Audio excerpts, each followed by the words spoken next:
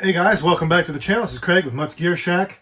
Unfortunately, my regular camera I video with is broke, so I'm having to use my iPhone, so the quality's probably not going to be that great, and the audio might not be that great either. So sorry about that. I'm trying to work on getting a new camera.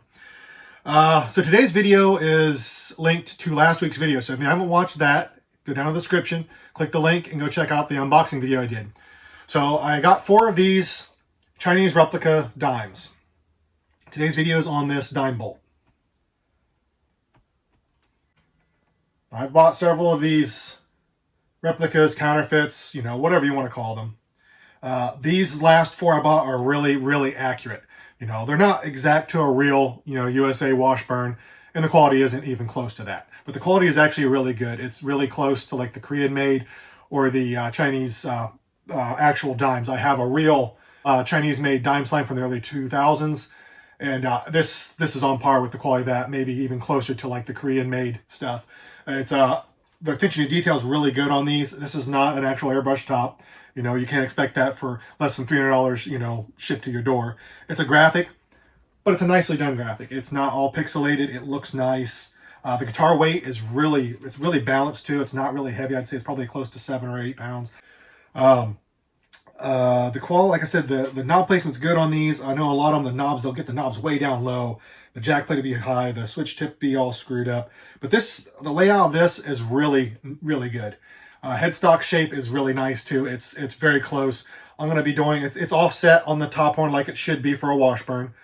For those of you who don't know that, Washburn did an offset headstock to get away from the copyright, that Deem had on their headstock. So all Washburns are offset. And you can see side by side, this is my actual, real licensed dime Washburn, and then this is the copy over here. I'm going to do a tracing of these headstocks and see how close, but they are darn close. These have a nice profile, kind of a medium C, which I like. I actually like the neck on this better than I do the actual real dime that I have. It's a pretty thin neck. Some people want a thin neck, and that's cool. I just like something that's a little bit thicker. My plan with these is to change out all the hardware. I'll be going like one at a time with those because it gets expensive, swapping everything out. I'll be putting real Grover tuners on. I'm either going to do real Floyds or maybe a Schaller Lockmeister or a Goto bridges, but I'll be putting nice hardware on these. New pots and wiring, switches, jacks, and pickups. To me, they're a great modding platform, and these are good enough that I feel comfortable spending some money to make these things even better. Of course, I'd love to have a real, D3 USA made Washburn custom shop dime. Unless I take out a loan or go, sell all my other guitars, it's just not going to happen. If you can find one, they're 10 grand plus, and I don't have that kind of money available to me. If you do, awesome, go get the real deal. They're going to blow these away. That's just a given. But for regular people like me that just want to have something that looks like that and that still plays really well, and these do play pretty darn good. They can be made to play better. Right out of the box, the actions are a mess on these. They get crap strings. Like I said, the hardware. I did find when I did the other setup on the slime, the bridge isn't terrible. It stays in tune with moderate use. If you really abuse it and really, really, really abusing it, it goes out of tune a bit. But it'll come back if you give it a yank up. So it's not perfect, but they're serviceable enough. But if you're going to play these things live, you would want to have proper hardware. And I like modding guitars. I don't know what the fingerboard wood is on these. I've had people ask me. It might be Richlight. It might be Palfaro. I really don't know. The one on my slime that I did on the last video, it looks more like Palfaro. It's a little bit lighter under the light. This one's a little darker. Who knows? Who knows what they're putting on them? Supposedly these are mahogany, and they do look like mahogany. So there's different species of mahogany out there. So I'm sure this is a cheaper, lower budget version of it. They put small pots in these too, and like I said, the slime I did the review on, it actually didn't sound bad, but it had some serious grounding issues, which I expect the same out of this. So we will see. So we'll get this on the bench. This one here, the fret edges, I feel a couple sharp edges. I'll dress a couple of those. It's not as bad. The slime, every fret edge was sharp, so I had to dress all of those. So these ones here, I'll hit a couple of them, and then I will polish up the frets. They're pretty scratchy, so they just didn't finish them out good. So we'll do that. We'll give it a full setup, and then we'll do a playing demo on this thing. We'll have a good look at it on the bench too.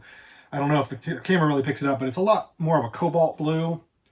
It's lighter than this shows. I just don't know if it's really getting it in there or not, but it looks so freaking cool. And these things play decent. You know, I've been playing them a lot lately. The slime, this one here, I haven't set this or the Southern Cross up. And those are coming up in the next weeks. The Southern Cross and the Rebel that's over there on the wall. That one's not quite as accurate as these. The Dime Bolt, the Dime Slime, and the Southern Cross all came from the same factory in China. So they were all made using the same templates, so they're identical. The Rebel, that's the second Rebel I've got. It's pretty accurate, but it's not as accurate as these are. Its knob placement's a little off, and the body's a little different. These are really, really, really close to an actual Washburn. So with that being said, let's get on the bench and let's take a closer look at this, guys.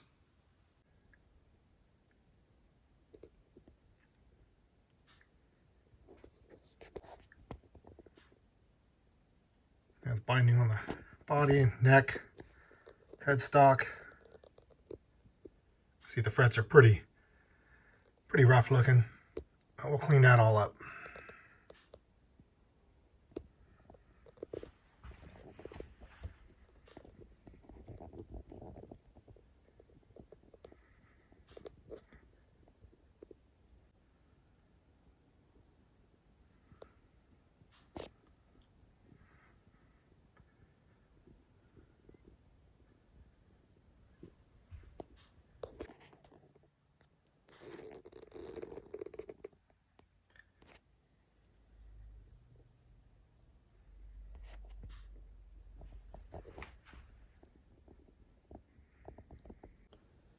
All right, going to get a reading on our pickups. Our bridge pickup is reading 11.98. Neck pickup reading 8.99. Middle position reading 5.145. So we'll check out our nut width, and we're reading 1.674 inches or 42.54 millimeter. First fret. 12th fret reading 2.069 inches or 52.56 millimeter. Let's get these strings off of here.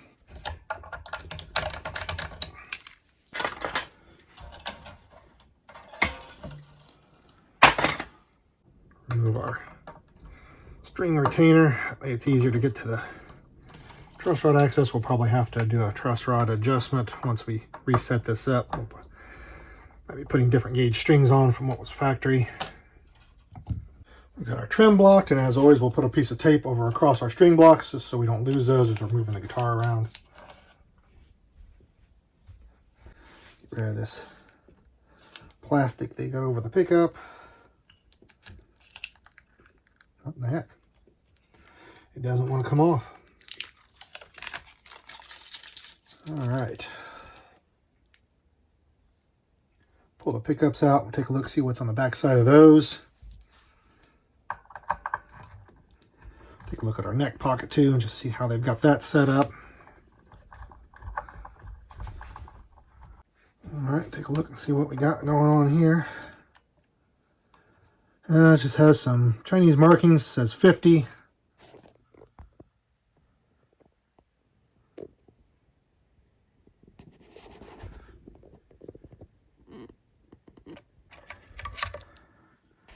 Look at our bridge. It's actually marked B for bridge.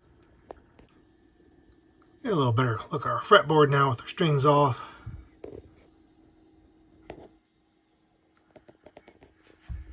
Our neck joint.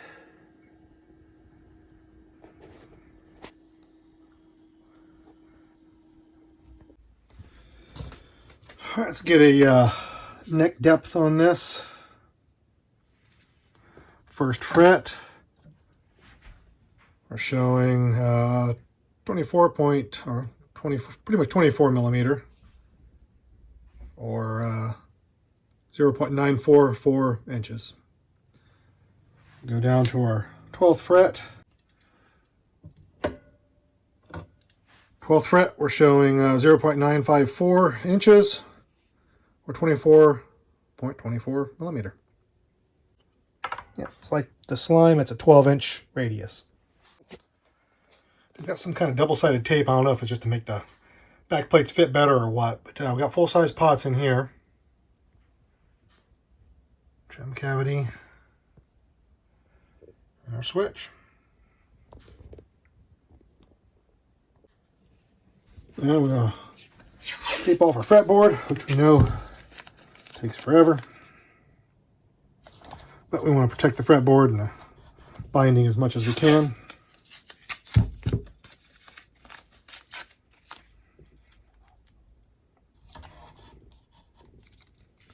Yeah, they're definitely rough. Those frets are rough.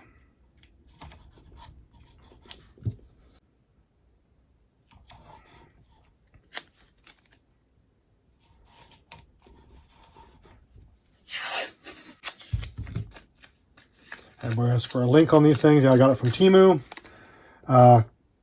As of recording of this video, there's still 2 more of these on there. The sellers always swap around. I mean, I think all the sellers are almost the same thing because they'll have the same exact guitars listed on a few different ones on Temu. So I pretty much just go in there and just look around, and almost every day you got to kind of look because they post new stuff all the time, and the dime stuff goes really quick. Hoping they're going to do the trend kill or the concrete sledge. Those 2 there, I'd really like to have one. So like I said, I keep my eyes peeled. I'm on there checking pretty much daily. All right, we're going to take our little file here and we're going to file the edges of our frets, just knock down any kind of sharp edges. And you kind of just want to work it over, round it over. This is something I think I'll get better with, over time. It's a feel. You just got to kind of get a feel for it. It's just something that I've never done. Well, I've done very little of.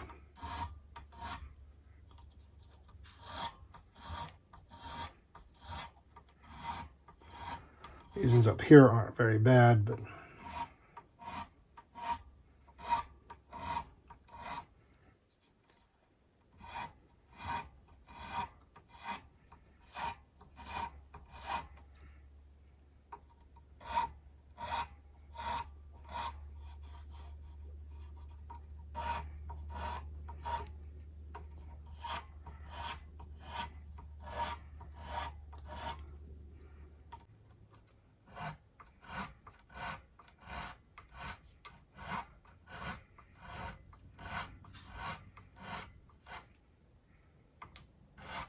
all right, flip around, do the other side.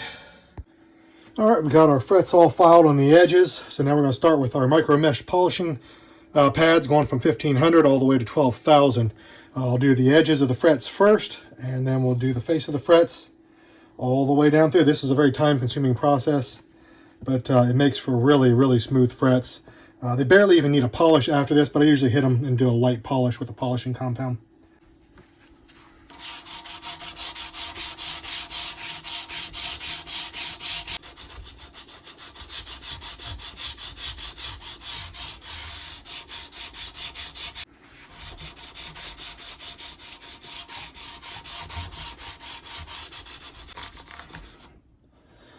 All right, now we're going to start across the face of them, working up from 1500 all the way to 12,000.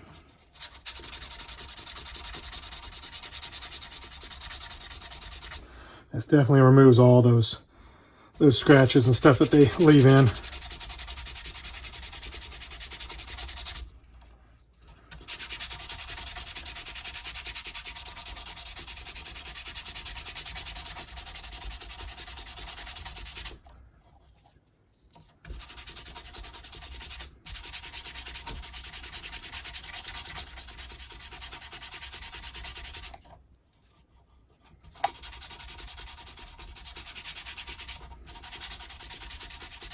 All right, worked our way up with all the micro mesh polishing pads. We're down to our last one.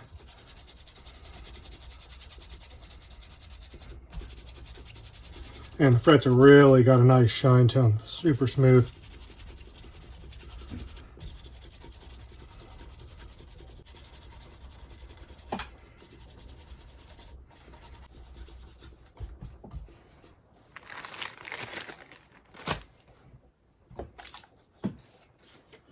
quick polish.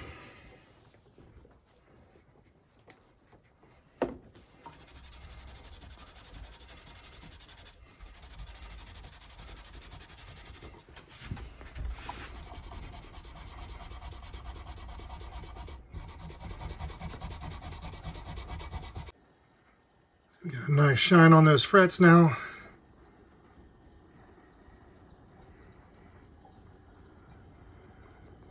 Pull our tape off, clean and condition the fretboard.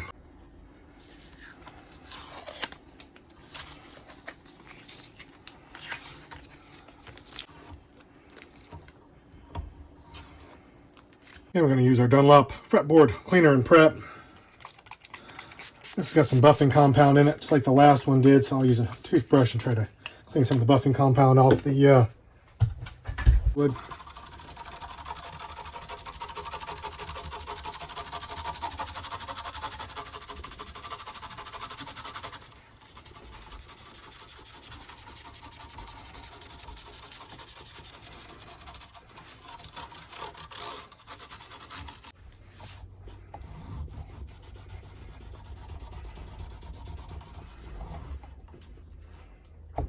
Let this dry good before we put our lemon oil on.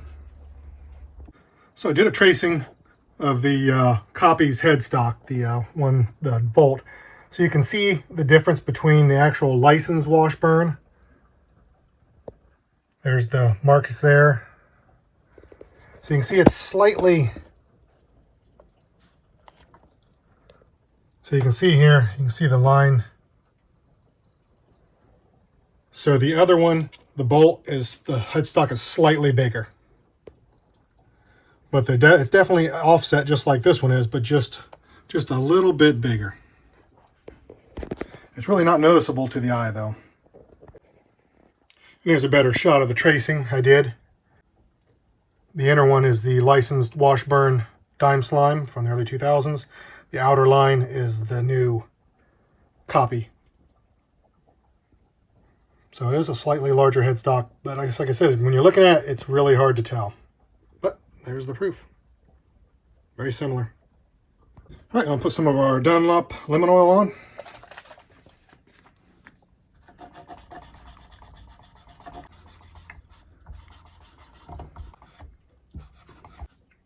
All right, we'll let that soak in for a few minutes. We'll come back and we'll wipe off the excess.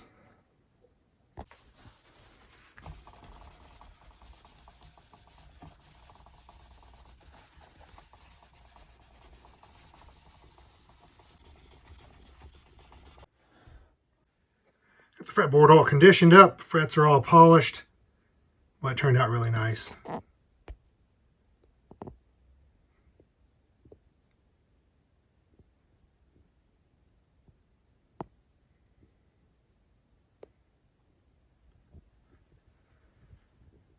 All right, let's get some strings on this thing.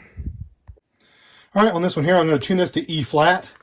So I'm going to put some Ernie Ball regular slinkies on this one, which are 10 gauge, 10 to 46. These are a little shorter scale guitars. So when I tune to standard tuning, I'll put super slinkies, which are a 9 to 42 set. Or more of a down tuning, I'll be putting these on one of the guitars, so I haven't decided which one they'll go on yet. But this one's going to get the 10s. And I just thread the strings through. I leave the ball in. Some people hate that. It's just how I do it. There's different ways to do this. I just snip the string off the back of the bridge.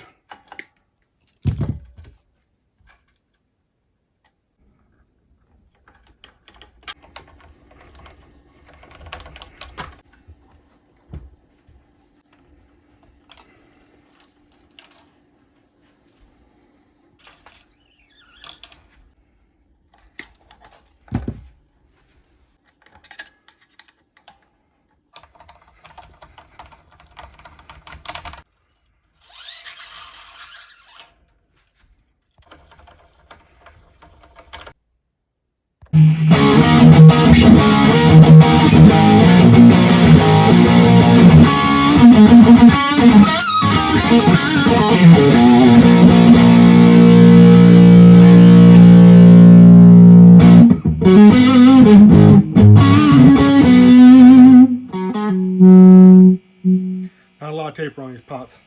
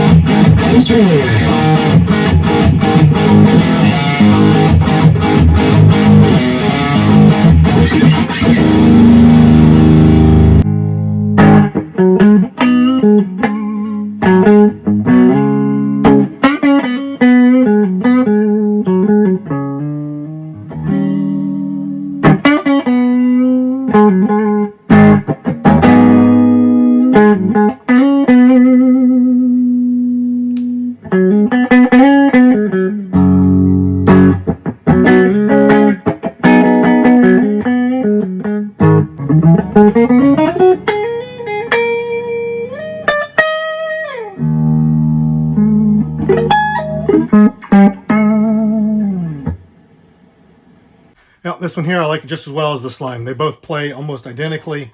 The neck shapes are the same, so it's great that they're all the same across the board. It's just such a cool looking guitar too. I love that dime bolt. It's just your miles may vary, but I think it looks really freaking cool. Still got some grounding issues, just like the slime does. So I don't know. It's just the cheap pickups and electronics that are in it, which I'll be replacing. That should fix the issue anyway. But they just make great modding platforms. The wood and everything's there. The look is there. You just got to change some of the hardware and you get a good, a really nice guitar for the money. Like I said, all in, I think this thing was like $270 some shipped to my door in Alaska. It'd be even cheaper if it was shipped down to the lower 48 states. But for the money, I don't think you can go wrong with these. Again, I've said it a million times, I wish they wouldn't put Washburn or dime on the headstock. If they would just leave this thing blank, I could have a custom decal made with the same font, but just say something different on it. And, that would be better. At least they didn't put the Made in USA custom shop stuff on the back. They did put the Buzz Fighting tuning system, which it doesn't have. But at At least it doesn't say that on the back of it. And I always mark these things. If they ever left my possession, they're marked where somebody, when they got into it, they would be able to see that it's a fake. I'm thinking about stamping into the back of the headstocks on all of them, getting little stamps, the metal stamps, putting my own serial number, and either fake or copy or something like that on the back of the headstock, so it's very, very evident. If they do leave my possession, then it's obvious. I love it. I love the look of it. They're just cool guitars. They sound and play really nice for the money, and get even better with some modifications on them. So, thanks for watching, guys. I really appreciate all the likes, the comments. If you like the content, subscribe. It doesn't cost you guys anything. It really helps the channel out a lot. Stay tuned next week. We're going to be doing the Southern Cross. So we'll see you guys next time.